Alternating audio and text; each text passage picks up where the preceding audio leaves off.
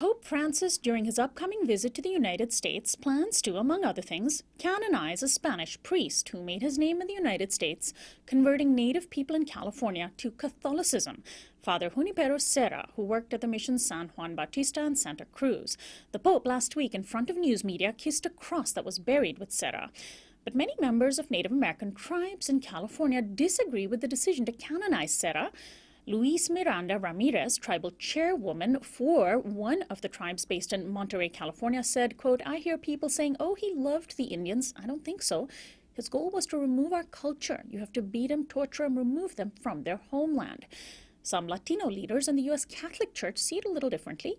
Archbishop Jose Gomez, based in Southern California, was excited about the prospect of Serra's canonization. Speaking at a recent conference, he said, quote, "The first Hispanic pope is coming to America to give us the first Hispanic saint." He said it was a, quote, a historic moment in the life of the Hispanic people.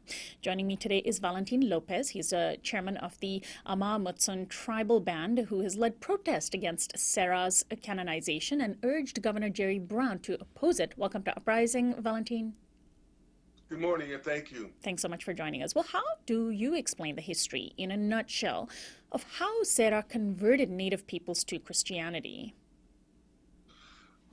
Well, whenever Serra came into California, he was named the Padre Presidente of the mission system. And it was his system to develop, it was his system to have the Indians become citizens of Spain and to convert them to Catholicism. He developed the tactics of the mission system. And those tactics included the brutal capture of Indians, the enslavement. Once they came to the mission compound, they could not leave.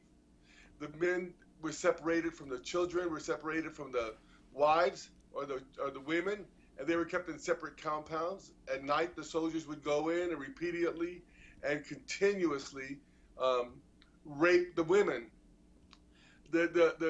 Serra says that the only way the Indians can be controlled is with blows. That's what he learned in Mexico prior to coming to California. And so that's the policy he brought. And they were violent, vicious blows, 25 lashings, 15 lashes, 50 lashes with a whip, for example. He used shackles and he used stocks to torture the Indians. And at times for 30 days at a time. That was absolute torture of the Indians. Many of the and so the system that he developed was absolutely brutal, and the truth of the California Indians has never been told.